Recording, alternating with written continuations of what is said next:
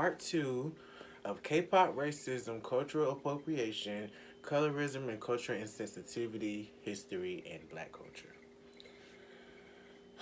In part 1, we went over Red Velvet, Super M, EXO.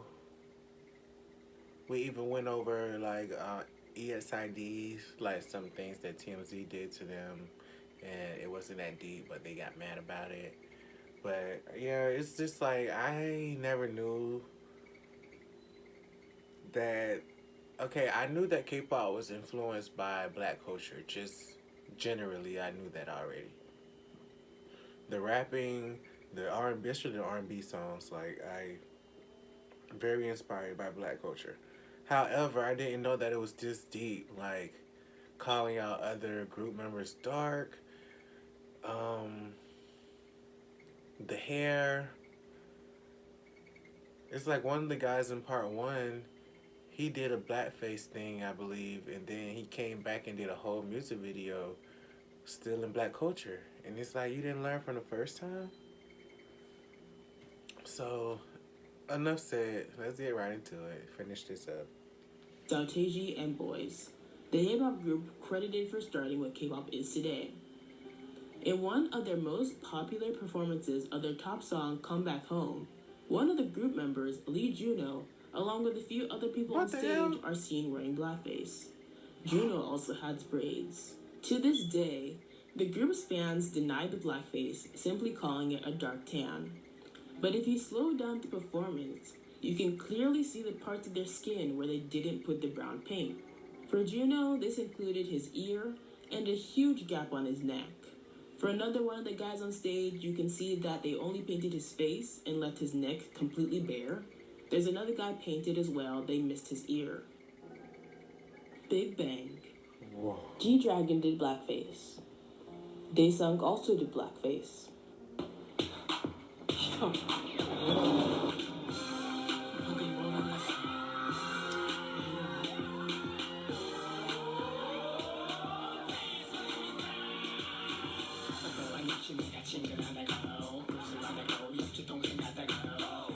G-Dragon wore cornrows, braids, and an afro wig with a pick in it for a music video. G-Dragon also said the N-word. G-Dragon always is some shit. What the fuck? Taeyong wore cornrows, locks, afro perm, and twists. Taeyong used an app to face swap with Kanye West and wish his followers a Happy Monkey New Year. Happy Monkey New Year. Huh? Huh? Ah! Even though it was the year of the monkey, this sparked controversy as he hadn't mentioned the monkey part when he was face swapping with his fellow member Top to say a Happy New Year in a series of videos he posted that day. Taeyong, who can read English, saw the comments fans left about the digital blackface and racially insensitive monkey mention, took down the post, and posted an apology. I read all the comments, and I'm very sorry to anyone who had bad feelings about the last post, which is now deleted. I didn't know some people would think that way, but it is totally my fault and I take responsibility. I did not mean it that way, and I hope you guys understand that. I'm sorry again, and I will never make this kind of mistake again. I hope you guys will forgive me. In a 2016 Big Bang photo book, Taeyong said he wanted to experience pain and suffering like black people so he could make better music. One time during a radio interview, Seungri recalled the story from when Big Bang had been in America. I remember that burned his skin. The group was outside of an airport and Seungri wanted to change his clothes, so he got into a van to change. It turned out the van he had gotten into did not belong to Big Bang. When Seungri got out of the van's owner yelled at him. He was scared and said sorry. On the radio show, Seungri said he was happy that the man that had yelled at him had been white and not African American, because if the guy had been black, he probably would have been shot. Blackpink. Oh no, these are my girls. Wait. Whew. Y'all taking it too far now. Oh God.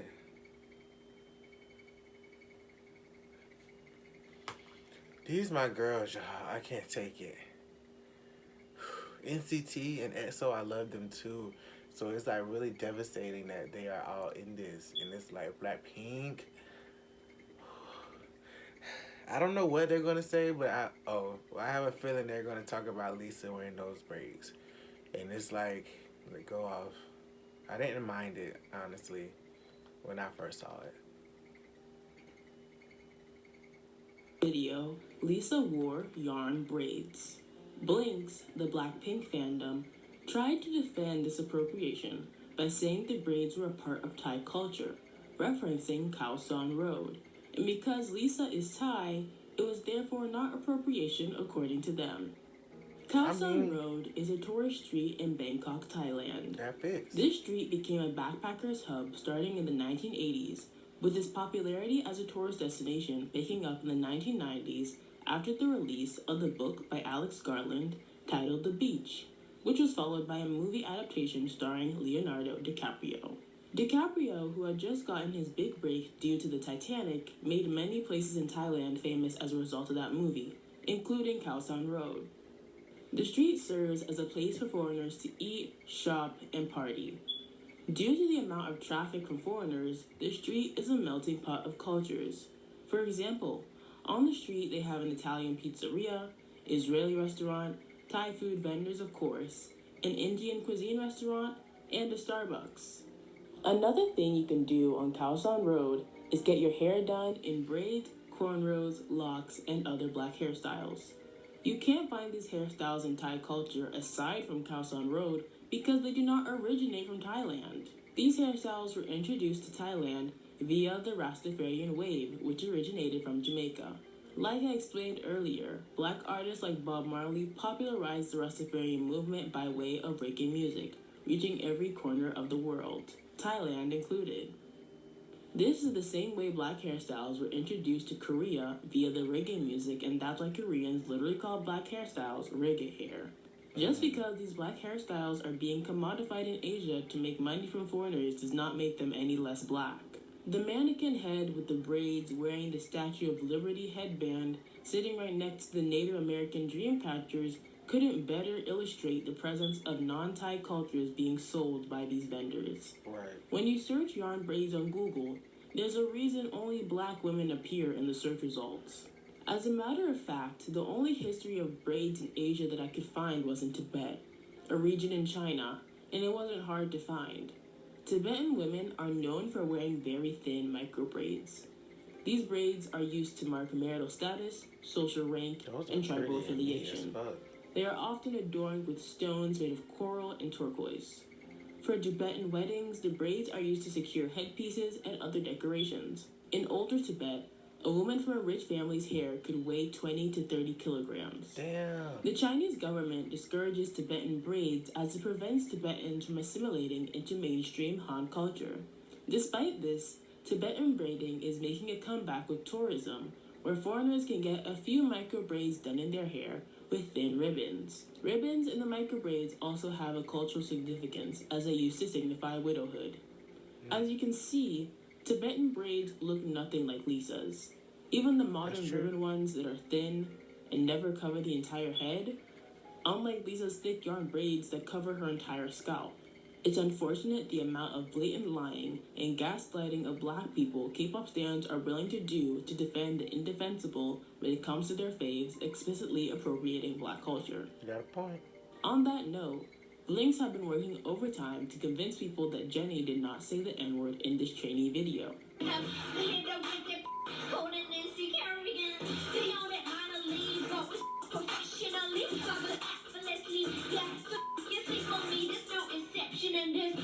In the song, multiple words were censored, including pipe, smoke, and the N-word.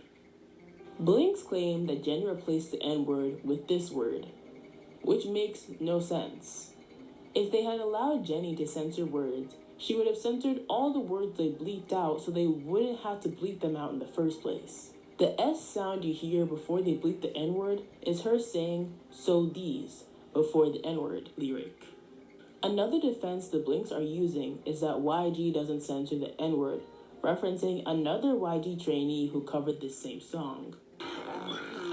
with that pipe, call that Nancy Kerrigan. You beyond the minor league, but we still professional, these niggas can't sleep on me, there's no inception. This doesn't work as a defense because in this cover, none of the other words they censored in Jenny's version were censored in hers either. That defense would only make sense if they censored pipe and smoke like in Jenny's cover, but didn't censor the N-word. My advice to these idols and their fans that keep bending over backwards to silence black people and make up BS excuses that make no sense is, if you don't want anyone thinking you said the N-word, either replace it with a word we can hear that sounds nothing like the N-word, or simply keep your mouth closed. Again, keep your mouth closed. Treasure. Hyunsuk wore locks, and they were actually attached to his head. Not that it would matter regardless if they were attached to a hat or not, but you can literally see his scalp where the parts were made. JYP Entertainment. Park Jin-young. On a now privated YouTube video, you can see what appeared to be black backup dancers for JYP's NBC performance of his song, She Was Pretty. But when you take a closer look, you can see the backup dancers are actually Koreans dressed in blackface. Faces painted black, lips painted white, afros, and everything. GOT7. Bam Bam said the N-word.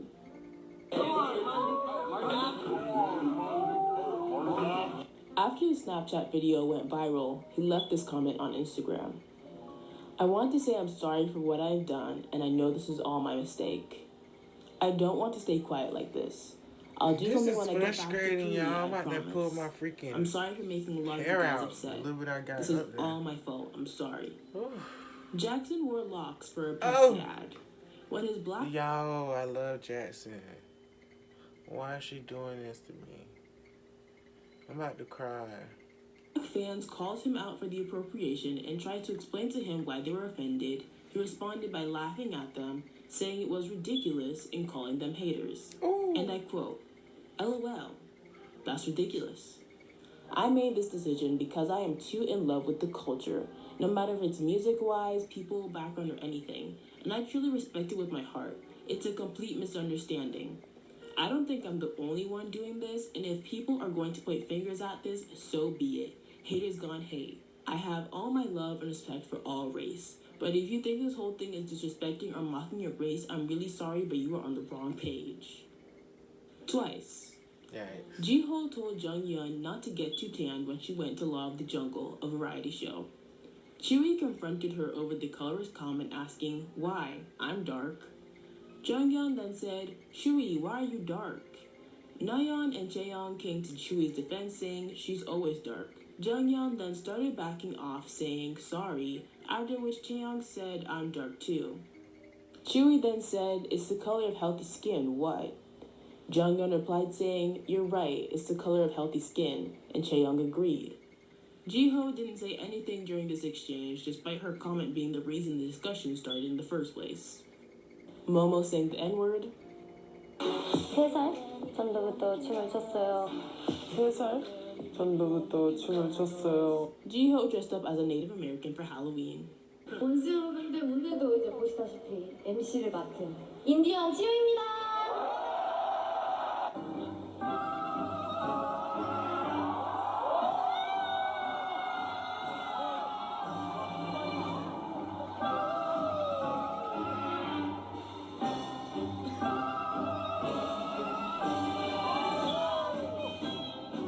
Momo wore side cornrows for the Feel Special comeback. There are some onces, the Twice fandom, trying to deny that this is a black hairstyle, despite the video itself writing that it's cornrows in the English subtitles. Once again, this is undeniably a black hairstyle that black women wear all the time. They're called side cornrows. What's on Momo's head are cornrows. Stray Kids. John got cornrows, and despite his black fans expressing their discontent, he not only stated that he chose to get the hairstyle himself, but also reaffirmed his decision when an assumingly non-black fan asked him about the controversy at a fan sign. Wearing it either way.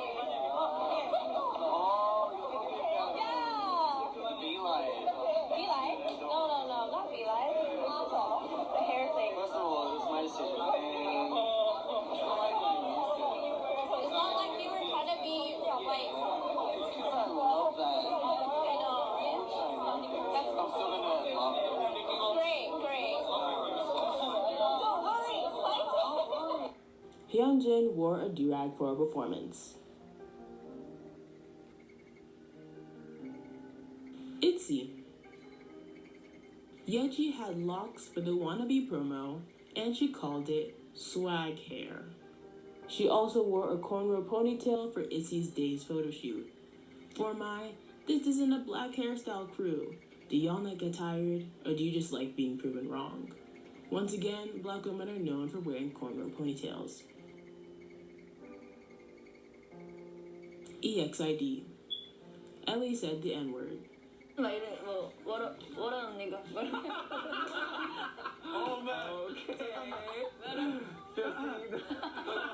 Mamamoo. Whoisa said the N-word in her cover of Beyonce's Irreplaceable. Oh my god. The whole group did blackface for a parody of Uptown Funk by Bruno Mars. After receiving international backlash, they released an apology. Hello, this is Mamamoo. We are extremely sorry for our insensitive actions and use of blackface in our video while portraying Bruno Mars.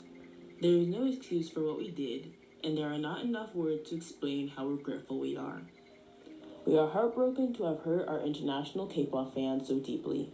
We love and care so much for all people of every race, sexuality, religion, and gender. We love all our fans and are so sorry to have hurt our fans in the black community. We understand now why our actions were wrong and we never meant to do harm with our video. We were extremely ignorant of blackface and did not understand the implications of our actions. We will be taking time to understand more about our international fans to ensure this never happens again. We hope that you will help to educate us on these and other issues so that we can become better people and better artists. Thank you so much for bringing this to our attention and allowing us to right the wrongs that we have done. Despite Mamamoo's apology, I have seen some Muumuus, the Mamamoo fandom, still try to dismiss this incident by saying Bruno Mars is not black. Even so, Bruno's band in the video is composed of unambiguous black men who the girls also dressed up as. There are 4 members of Mamamoo. Only one member was dressed as Bruno Mars. You can literally match up the outfit of each member to a black man in the video. Hwasa wore a do-rag for a performance. She wore cornrows for another performance. Monsta X. Joohyun said the N-word twice while rapping. Whoa, the best nigga I've ever seen with no like Big Ben. This nigga gets this in my no like. He also did a black English segment on a talk show. 그래서 그냥 영어로 하면 What you talking about? 이렇게 얘기하면 되잖아요. 근데 이제 흑인들 Hey, what you talking about, man? I don't know what you talking about. 약간 이런 거. My big side When Wonho was a member of the group, he wore Wonho. braids and locks. Hyungwon said Shonu's body type is like that of African American Hyungs. The Korean term Hukyoung, which translates to African American Hyung or literally black older brother, has been called out before for being discriminatory and stereotypical. The term, which also has a female version, Huknuna, is used by Koreans specifically for black people. To explain it simply for the situation, Hyungwon is stereotyping that all black people are built with big muscles. This is harmful because these same stereotypes that have people assuming black people are strong, dangerous, and aggressive, and therefore something to be scared of. Stereotypes that have historically put black people's lives in danger. Black people are not a monolith and should be treated as individuals. Most black people in Korea do not like being referred to with these terms either. Do you use this word? Yeah, do you say 흑누나? You don't use the word? But if you don't use it, it means it's not good, is it? 저였으면은 되게 기분 나쁠 것 같은데. 네. 나한테만 쓰는 말이랑 좀 그렇게 그래도 설명해 주셔서 감사합니다. 감사합니다. 괜찮아요. 17. Dino tweeted, I took a video of Mingyu in the dark. Can you see? I can't see him. Hashtag Dark Young. Luna. One of the subunits did a photo shoot at a restaurant decked in Confederate flags and blackface figurines. After receiving backlash, their label, Blockberry Creative, took the photos down. No statement nor apology was released. Dreamcatcher. During a V-Live, Handong had to wear a wig made of braids as a punishment for a game.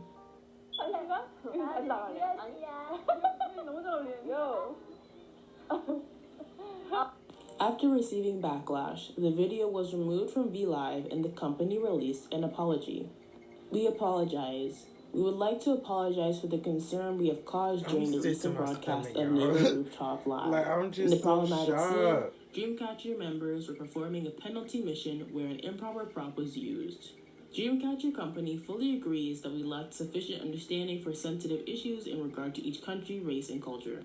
We also reflect on the fact that we were not properly and quickly aware of the seriousness of the problem. In particular, we apologize for disappointing insomnias who supported Dreamcatcher from all over the world. Dreamcatcher members and rest of the staff are seriously reflecting on this incident. We will learn deeply from the mistake we made, and we will take extra caution that this type of incident does not happen again. Again, we deeply apologize to our fans, and we will do our best to raise awareness of this incident for our future operations. Lastly, we would like to thank Insomnia all over the world for pointing out areas to improve and advising us. Sincerely, Dreamcatcher Company. 80s. Hongjun wore cornrows for a comeback. After receiving complaints from black fans, the company released a statement. I already made a video on this, which I will link below. Hongjun addressed the issue as well when asked about it in an interview. He said, "Going through this issue, I got to acknowledge that we have to take more care and we have to know more about every ethnic, historic, and cultural aspect in a more comprehensive manner. We have to learn and know about it. That's what I learned from this. I will try hard to do my best to prevent this sort of issue again." Everglow. Shihyun said some strings look like reggae hair and put them to her head to make a joke out of it. The members laughed.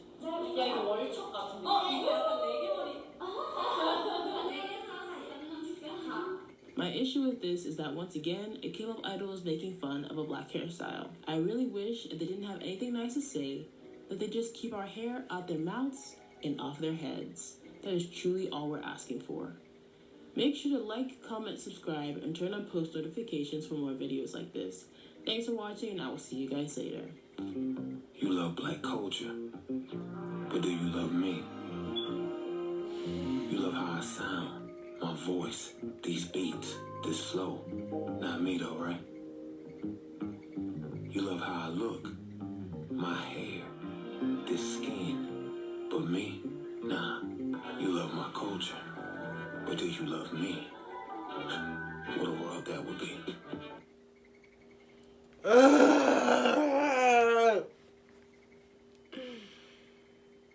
I wish I never watched this.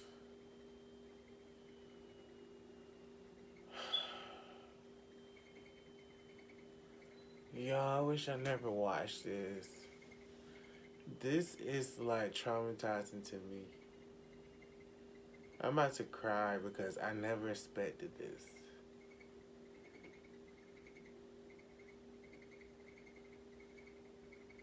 Ooh.